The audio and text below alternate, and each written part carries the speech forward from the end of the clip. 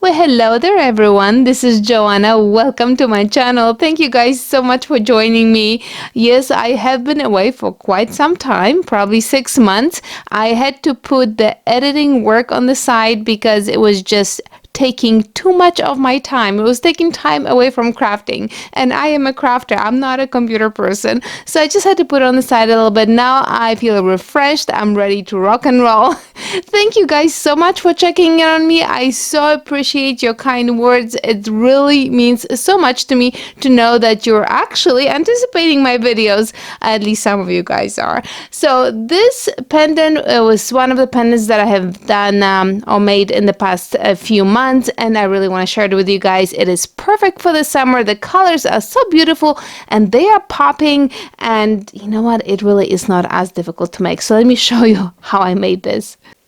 So we're going to start off today by creating a Skinner blend, and the two colors that I'm using is Peacock Pearl on the right, which I love. It's one of my favorites, and on the left is also Pearl Clay Sculpey. It's Green Apple, and we're going to create a Skinner blend with those two colors, which I think that they're just so beautiful for the summer. So once you have created a Skinner blend, we're going to start rolling the clay to create a nice little cane with it. So as you're rolling the clay, you want to add some pressure on the clay because you don't want to have any air bubbles. So you want to eliminate as many air bubbles as you possibly can, and then once you're done with rolling, then you want to give extra pushes on the cane just to eliminate the air bubbles that did end up in your clay. So when you're done rolling and squashing, just take a little slice of your cane just to make sure that there are no air bubbles, and there are no air bubbles in my cane. I'm very happy with it. So let me show you a couple of things that I'm going to be using. I will use white and black rolled out on the thinnest setting of the pasta machine. I also have some white clay, and I'm going to create another cane with. We're going to be working with 2 canes in this project, okay? So I'm going back to my original roll, and I'm going to slice it into 5 parts that somehow should be kind of equal, but you know me, I'm not a perfectionist. So now what I'm going to do is I will move to my black clay, and I'm going to slice it to the width of the slices of the cane. Then I'm going to go back to my white, and I'm going to slice white in the width of the black clay, and then I'm going to place the white on top of the black, and you guys will see how this is all going to start making sense in just 1 second. So I have 2 pieces of black with white on top, so you can see it. They are both rolled out. They were both rolled out on the thinnest setting of the pasta machine. Now I'm going to also create another cane, so I'm going to get things ready for it here. I'm taking some white, I rolled it into a roll, and then I'm going to cover it with the black that was rolled out on the thinnest setting of the pasta machine. Now this I'm just going to put on the side for now, and I'm going to come back to it in just a few minutes when it's ready, when I'm going to be ready to create my second cane. I know that it may look like there is a lot going on right now, but don't worry, it will all start making sense. So there you have it. I have my 5 pieces, 5 slices of my original cane, and then I have my black and white strips. I'm going to put one on one side of my one slice, and then another one on the other. And then the way I fold them, as you notice, I'm leaving a little space in the middle so they are not touching, or I don't want them to touch. Sometimes I just can't help it because that's how the clay comes together, but I really do not want both sides of the white and black touch in the middle. So here I am. I'm going to be working on creating my main cane, and this is how I've seen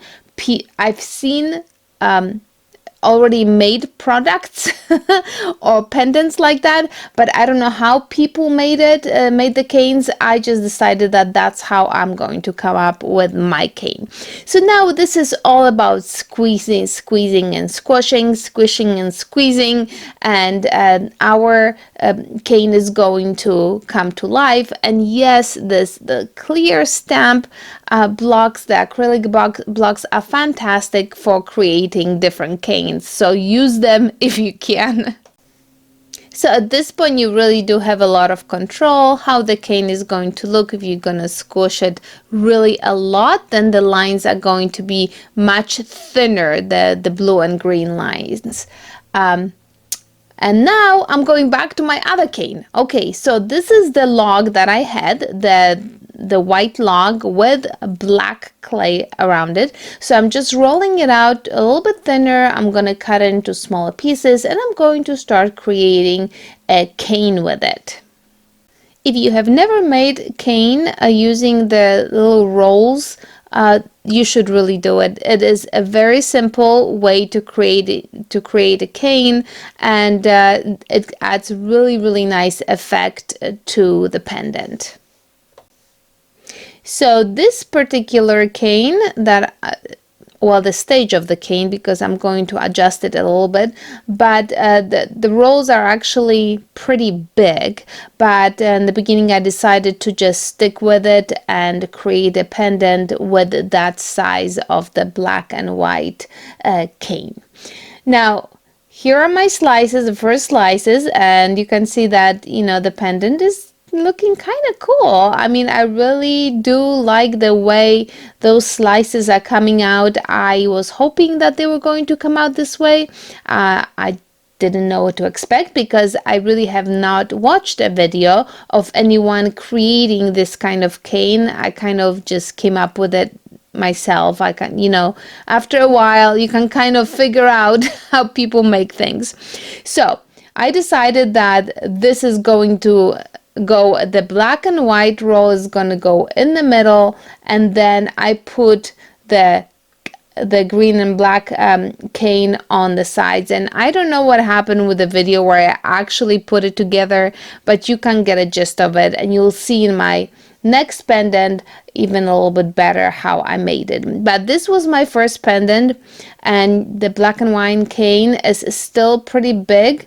The rolls are pretty big, and I don't think that I was liking it very much, so I decided that, you know what, I think I want it small. I want those pieces to be a little bit smaller, so I just rolled it out a little bit more. And yes, this was a little bit better. You know, I really was looking for something smaller to put on my pendant. The cane, the first time around cane, did not work for me. So there you have it. This is how I'm putting the pendant together. I'm taking each slice, I'm cutting it in half, and then I'm putting the two outside parts towards each other, leaving a little bit of space, and that's where my black and white cane is going to go. So this is how I'm thinking that other people are doing it. I don't know. That's how I'm doing it. So there you have it, and you can just use your tools to put the pieces together and make sure that they look great together. And now I am ready to add my black and white cane slices. And yeah, when I started slicing it and adding it, I liked it so much better when it was just finer, when it was smaller. It definitely was more my style. So you're just going to start slicing and adding that cane in between the blue and green cane. And as you're working it, you want to make sure that the pieces are not too thick so that they don't spread too much. And we're going to take some paper in a little bit, and we're going to smooth the whole thing. So you want to make sure that the little slices that you're adding right down the middle, that they are not too thick and that they are not going to spread out too much. Although, you know, maybe it would actually be a different outcome, completely different outcome. If they were thicker and they would spread out. Anyways, we're just gonna smooth it out, make sure that everything is nicely leveled, and now we are ready to take the card and create a pendant.